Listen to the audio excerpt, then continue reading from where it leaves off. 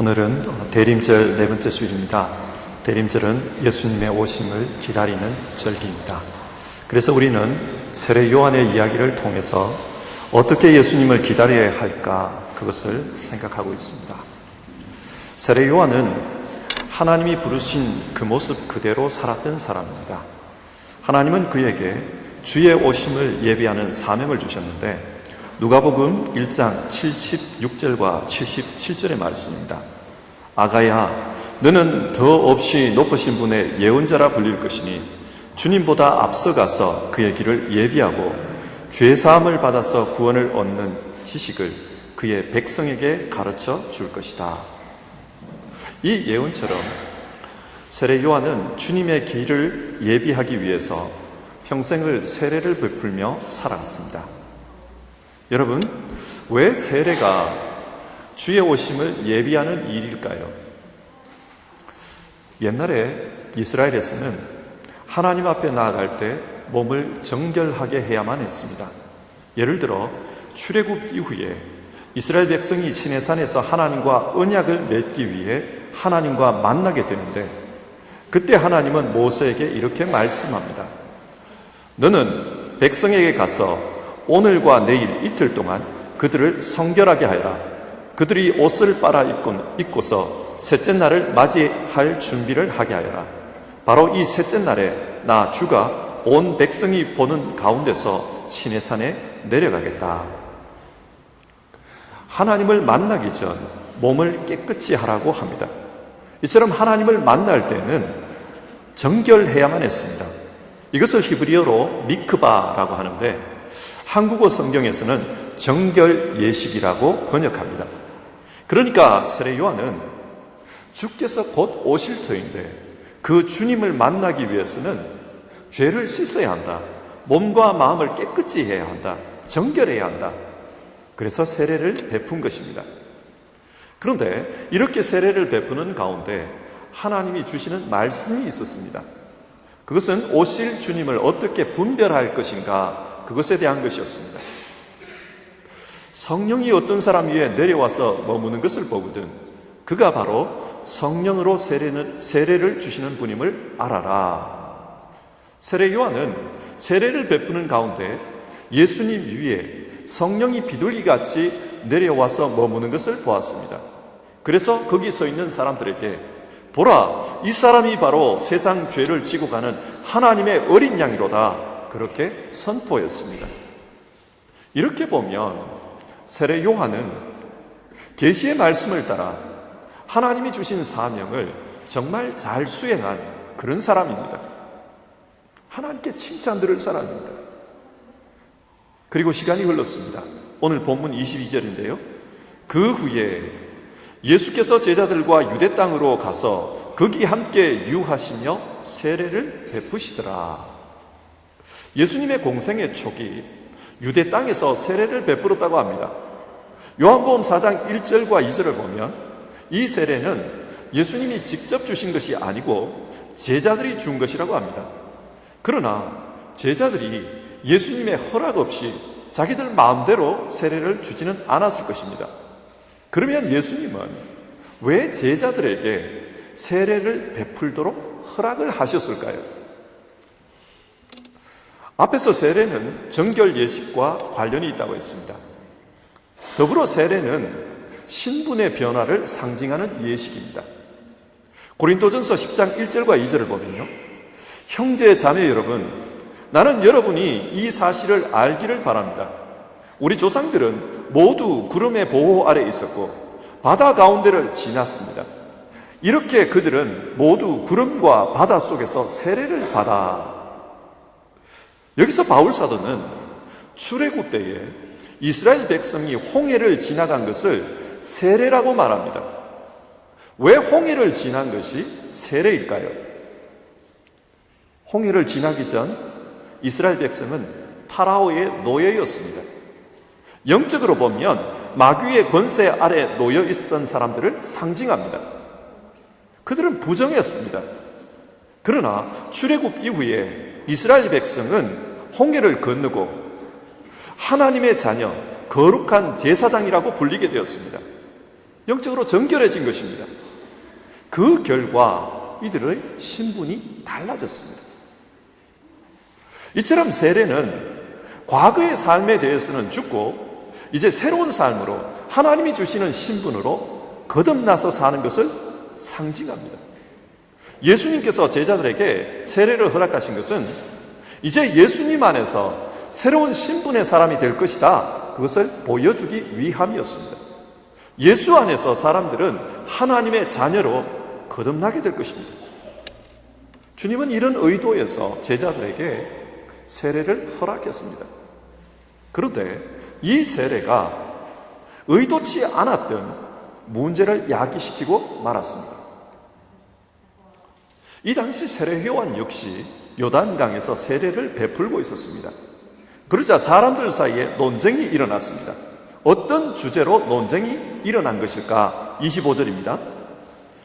이에 요한의 제자 중에서 한 유대인과 더불어 정결 예식에 대하여 변론이 되었더라. 논쟁의 주제는 정결 예식입니다. 정결 예식, 즉 세례의 문제입니다. 그런데 오늘 본문을 보면 왜 세례 때문에 이 사람들이 논쟁을 했는지 정확하게 나오지 않습니다. 하지만 26절을 보면 짐작할 수 있는 힌트가 나오는데요. 26절입니다. 그들이 요한에게 가서 이르되 랍비여, 선생님과 함께 요단강 저편에 있더니 곧 선생님이 증언하시던 이가 세례를 베풀매 사람이 다 그에게로 가더이다. 이제 사람들이 세례를 받기 위해서 예수님에게로 가고 있다는 것입니다. 그러니까 요한의 제자들이 사람들과 한 논쟁은 세례 요한의 세례가 더 진짜냐, 지금 저기서 세례를 베푸는 예수님의 세례가 더 진짜냐, 아마 이런 논쟁이었던 것 같아요. 원조 세례가 여기 있는데 왜 저기로 가느냐, 세례 요한의 제자들은 화가 났고 그것으로 말싸움을 했을 것입니다. 이 구절을 읽어보면 요한의 제자들의 말에 감정이 실려 있는 것을 느낄 수 있습니다. 어떤 감정입니까? 라이벌 의식에서 오는 불편한 감정입니다. 예를 들어 생각해 보겠습니다. 제가 자란 고향에서 멀지 않은 곳에 아주 유명한 곰탕집이 있습니다. 이 곰탕집은 지금 전국적으로 체인점이 있고 심지어 중국에까지 진출할 정도로 아주 유명한 맛집입니다.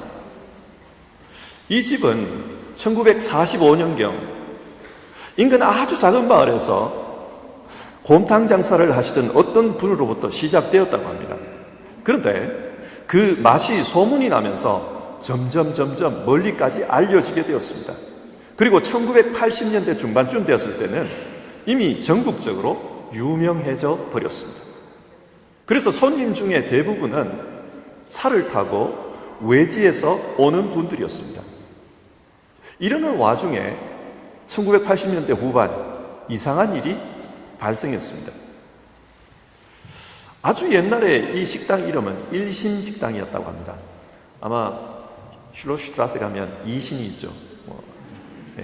일심을 한국말로, 이신을 한국말로 하면 일심입니다. 그런데 이 옛날에는 식당 이름보다는 어느 동네 할매가 하는 식당, 그렇게 불렸나 봐요. 그러다 보니까 이 식당 이름이 있는데도 불구하고 할매 곰탕집, 그렇게 사람들에게 알려졌습니다. 그러니까 어디 정확하게 등록된 이름이 있었던 것은 아니었습니다. 그 동네에 사는 어떤 분이 이것을 안 겁니다. 그래서 이 식당 바로 옆에다가 간판을 땡땡 할매 곰탕집 이렇게 등록을 해버린 겁니다. 그러니까 등록된 이름으로 치면 이 집이 할매 곰탕집이 되어버린 거예요. 그러자 외지에서 오는 손님들은 어느 집이 진짜 소문난 곰탕집인지를 알 수 없게 되어버렸습니다. 그래서 간판을 보고는 할매 곰탕집이 저 집인가 보다, 그러고는 그 집으로 많이 찾아간답니다. 근데 문제는 그 집에서 음식을 먹고 나온 사람들이 소문은 요란하더니만 맛은 별론데 이런 말들이 나오게 되는 거예요. 그래서 결국 원조 식당이 이 이름 때문에 소송을 벌인 겁니다. 법적으로 간판 이름을 땡땡 할매 곰탕집이라고 한 게 잘못은 아닙니다. 그런 이름이 등록된 적이 없으니까 이름을 등록한 겁니다. 그래서 소송에서 이 원조 할매 식당이 패해버렸어요. 그 후에 이 원조 식당은 간판 이름에 원조 땡땡땡 할매 곰탕집이라고 아예 그 할머니의 이름을 넣어가지고 그렇게 등록을 해버렸습니다. 라이벌이 등장하니까 이런 일이 발생하는 거예요. 하나의 소동입니다. 여러분, 세례 요한의 제자들의 감정이 이런 것 아닐까요? 원래는 우리가 원조인데, 그래서 사람들이 세례받기 위해서 다 우리 선생님에게로 찾아왔는데, 이제는 저분에게로 가버린다. 그러면서 세례 운동은 우리가 먼저 시작했으니까 우리가 원조인데, 선생님 이대로 가만히 있으면 되겠습니까? 그렇게 따지는 겁니다. 아마 제자들 입장에서는 억울하고 분했을 것입니다. 그래서 자기 선생님인 세례 요한에게 불편한 감정을 표출하면서 호자질한 겁니다. 그런데 이런 제자들의 말을 들은 세례 요한의 반응은 의외였습니다. 28절입니다. 내가 말한 바 나는 그리스도가 아니요 그의 앞에 보내심을 받은 자라고 한 것을 증언할 자는 너희니라. 무슨 말입니까? 세례받기 위해 찾아오는 사람들에게 우리 선생님은 그리스도가 아닙니다. 저분이 진짜 그리스도입니다. 저분에게 가서 세례를 받으십시오 라고 말해야 될 사람들은 바로 너희니라. 그런 뜻입니다. 제자들 입장에서는 화가 나고 황당한 말입니다.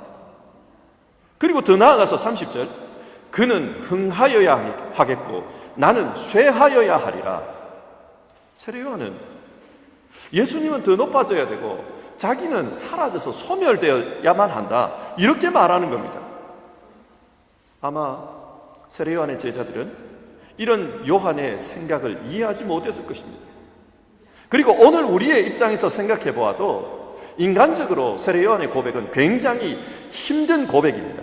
그런데 세례 요한은 그는 흥하여야 하겠고 나는 쇠하여야 하리라. 그렇게 말하고 있습니다.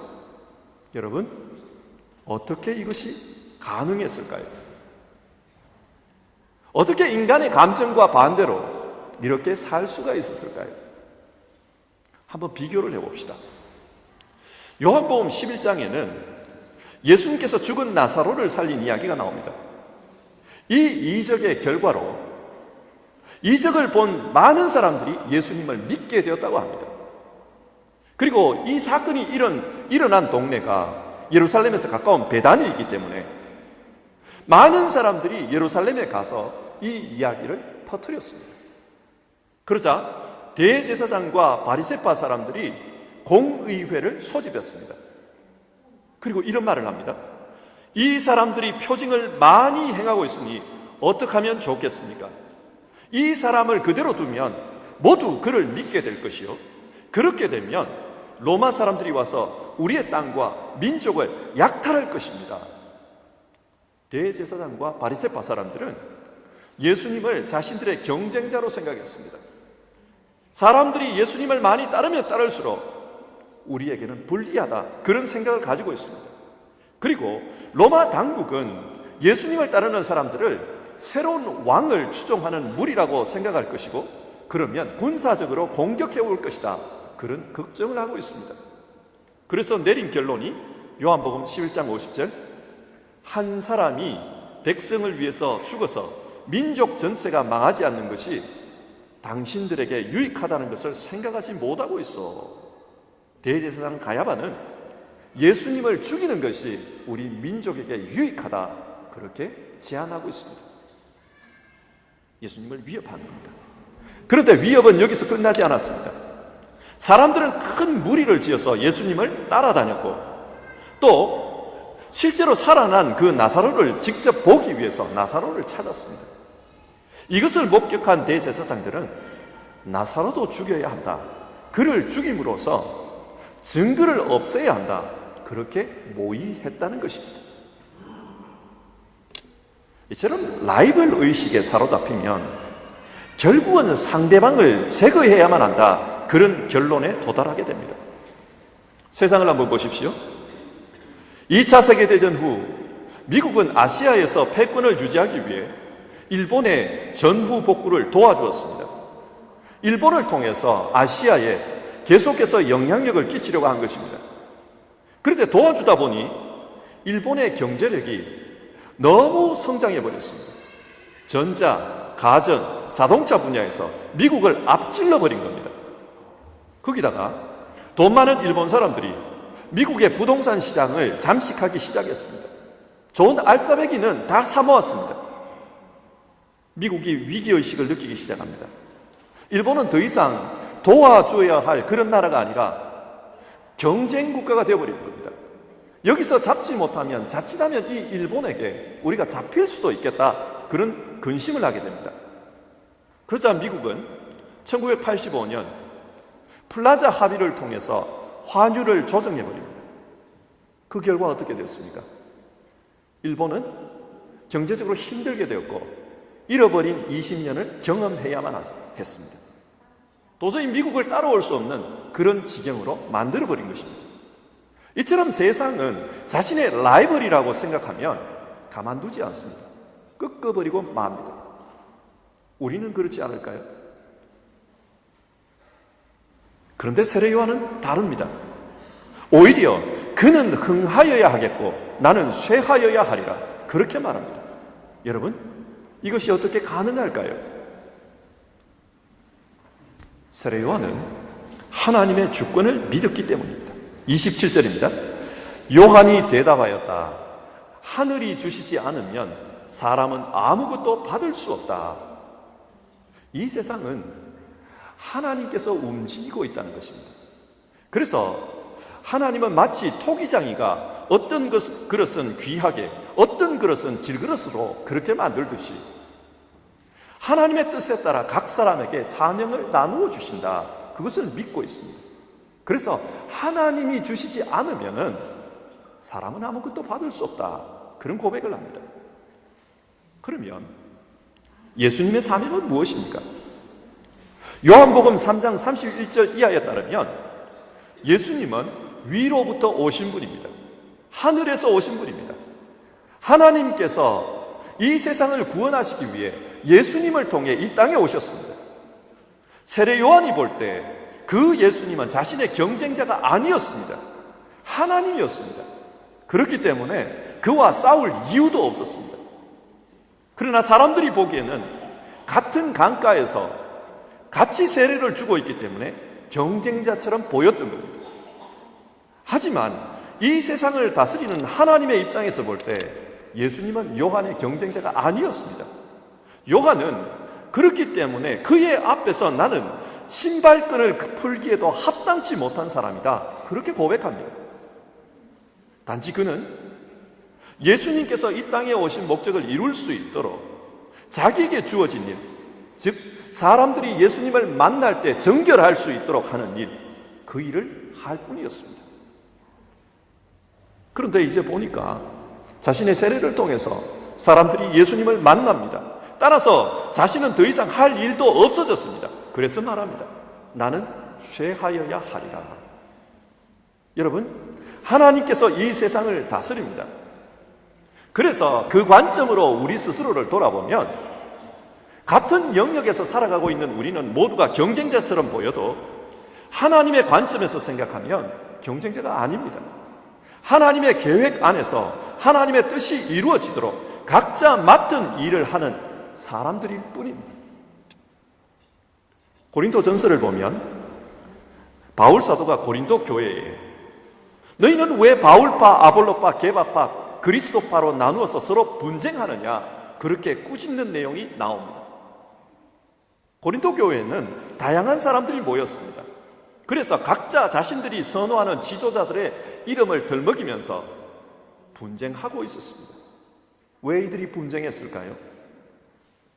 교회 안에서 그 지도자의 이름을 내걸음으로 서로 권력을 잡으려고 한 것입니다.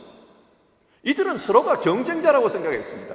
내가 어떻게 하느냐에 따라서 저 사람은 이만큼을 차지한다. 저 사람이 이만큼을 차지하면 나는 이것밖에 차지하지 못한다. 서로 경쟁자였습니다. 그러나 바울은 전혀 다르게 생각합니다. 고린도전서 3장 5절과 6절의 말씀인데요. 아볼로는 무엇이고 바울은 무엇입니까?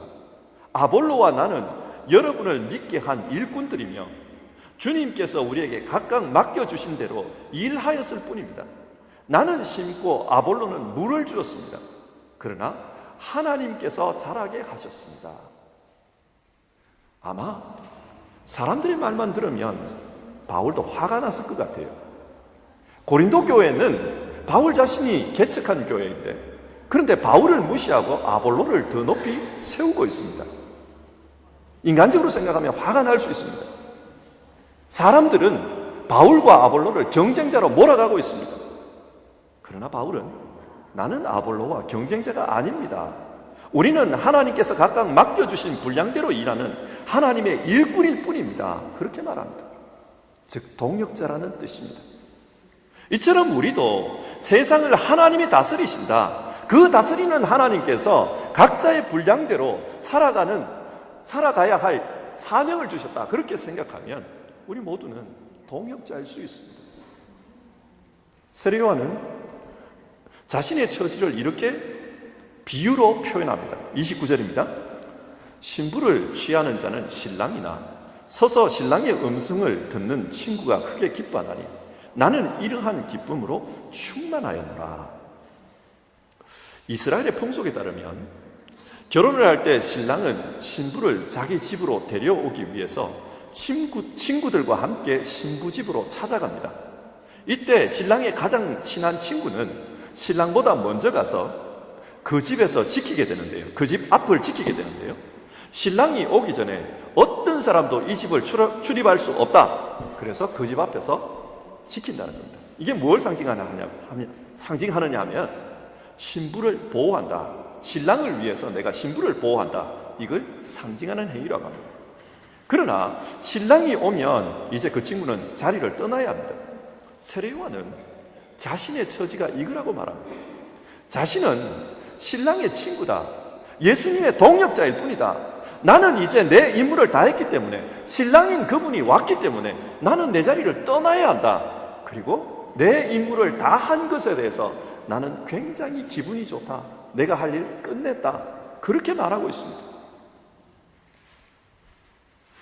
드라마나 영화에서 이야기를 끌고 가는 사람은 주인공입니다. 그러나 그 주인공의 이야기를 돕기 위해 많은 조연들이 등장합니다. 조연들은 조연으로서의 역할에 만족해야지 조연이 자꾸 카메라에 주목을 받기 위해서 눈에 튀는 행동을 해서는 안 됩니다. 그러면 이 영화는 실패합니다. 뿐만 아니라 조연들이 너무 눈에 많이 튀면 그 스토리 자체가 매끄럽지를 못해요. 사람들이 볼 때는 이게 도대체 뭘 말하려고 하는지 그게 주제가 잡히질 않습니다. 영화는 실패합니다. 그처럼 이 세상을 끌고 가시는 분은 하나님입니다. 하나님께서 자신의 뜻대로 이야기를 끌고 가고 계시고 또 이야기를 끌고 가는데 각자 사람들에게 배역을 맡겨주셨습니다. 그러므로 배역을 맡은 사람들이 하나님과 경쟁하려고 해서는 안 됩니다. 하나님이 드러나는 것보다 자기를 드러내려고 그렇게 나서서는 안 됩니다. 우리의 신앙생활은 하나님을 섬기고 또 하나님이 주신 사람들과 함께 동역하는 것이어야 합니다. 이를 위해서는 이 세상은 하나님이 다스리신다. 그 관점으로 우리의 일상을, 우리의 신앙을 생각해야만 합니다. 그렇게 해야만 우리는 하나님이 만들어 가시는 그 드라마를 완성할 수가 있습니다. 그런데 여러분, 우리가 하나님의 관점으로 세상을 바라보고 있는지 그렇지 않은지를 어떻게 알 수 있습니까? 예수 믿는 사람들은 다들 나는 하나님의 역사에서 하나님의 역사를 빛내기 위한 조연이다. 다들 그렇게 생각해요. 그런데 우리는 가끔 우리 자신을 속입니다. 그래서 나는 하나님의 뜻대로 신앙생활을 잘하고 있다. 그렇게 스스로 착각하게 만듭니다. 예를 들어 예수님을 경쟁자로 생각했던 그 대제사장들과 바리새인들을 한번 보십시오. 그들은 자신이 하나님의 뜻대로 신앙생활을 잘 하고 있다고 생각했습니다. 그리고 우리는 하나님의 관점에 따라서 세상이 움직이도록 그렇게 일하고 있다고 생각했습니다. 그런데 그 사람들이 진짜 하나님의 관점으로 그렇게 산 사람들입니까? 우리 역시 이럴 수 있습니다. 우리 역시 착각할 수 있습니다. 그렇다면 하나님의 뜻대로, 하나님의 관점대로 사는 사람은 어떻게 삽니까? 그 분명한 기준은 30절입니다. 그는 흥하여야 하겠고 나는 쇠하여야 하리라. 하나님의 영광이 드러나기 위해서라면 나는 쇠하는 길을 선택한다. 그게 진짜입니다. 히브리어 중에 바라크라는 말이 있습니다. 이 말은 대략 세 가지의 의미가 있는데, 첫 번째는 무릎을 꿇다라는 뜻입니다. 그리고 두 번째는 찬양하다, 세 번째는 축복하다, 그런 뜻입니다. 한 단어가 서로 다른 세 개의 의미를 가지고 있습니다. 이 세 개의 의미를 하나로 한번 깨워보면, 하나님 앞에서 무릎을 꿇는 자, 그 사람이 하나님을 찬양하는 자입니다. 여러분 그렇지 않습니까? 누군가를 높이고 찬양하기 위해서는 내가 낮아져야 합니다. 하나님 앞에서 무릎을 꿇으면 하나님께서 높아지십니다. 이것이 찬양입니다. 이렇게 자기를 낮추는 사람, 하나님 앞에서 겸손한 사람, 그리고 하나님을 위해 기꺼이 낮은 곳으로 향하는 사람, 이 사람을 하나님은 축복해 주십니다. 그래서 무릎을 꿇다, 찬양하다, 축복하다, 이 의미가 하나의 단어로 표현될 수 있었던 겁니다. 그렇습니다.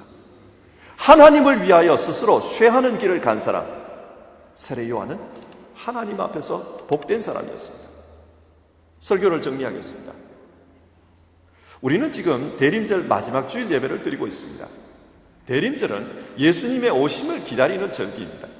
우리는 오실 주님을 어떻게 기다려야 할까요? 오늘 성경은 세례 요한을 통해 말씀하고 있습니다.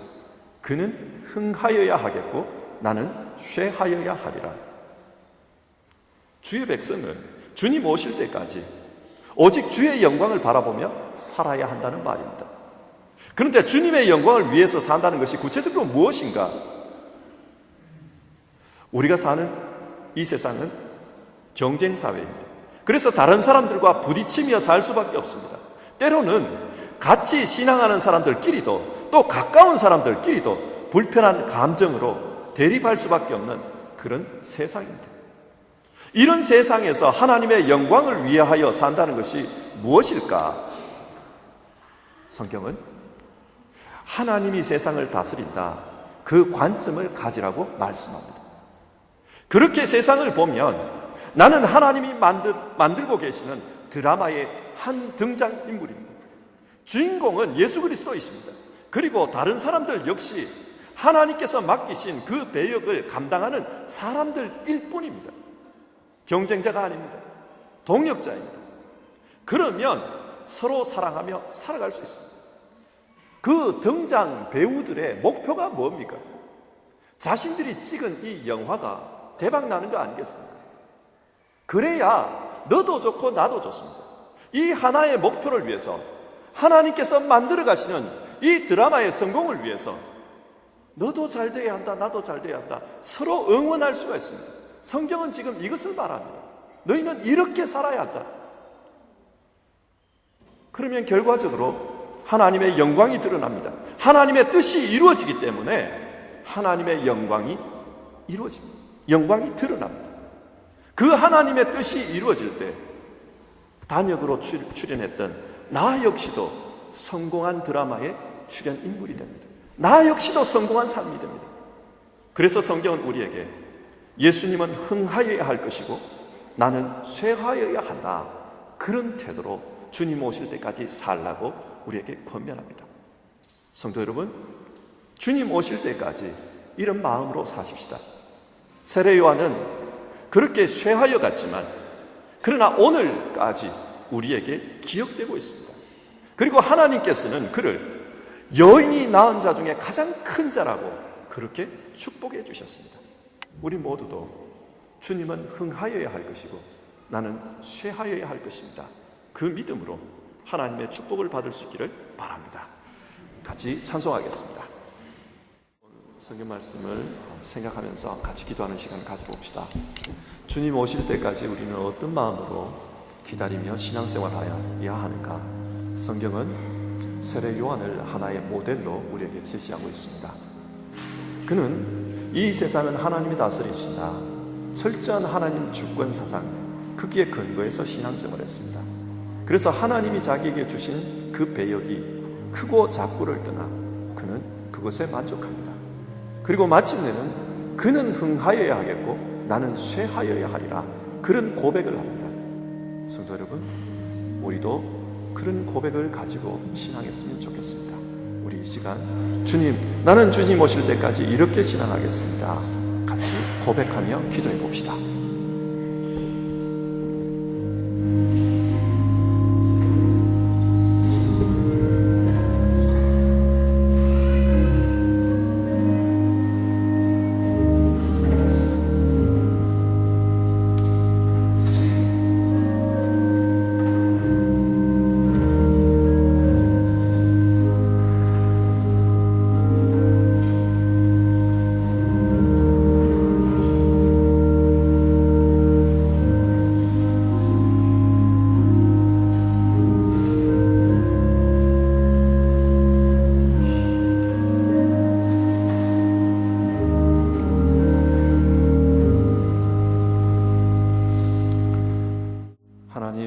대림절 마지막 줄입니다. 주님 오시는 그날까지 세례 요한처럼 하나님의 주권을 믿으며 또 하나님의 영광을 위해 사는 우리 모두 되게 하여 주시옵소서.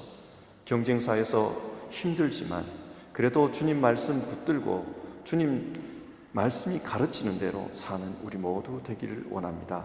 주님, 여기 계시는 모든 성도님들 세례 요한에게 축복해 주셨던 그 축복을 받을 수 있도록 인도해 주시옵소서. 예수님의 이름으로 기도드립니다. 아멘.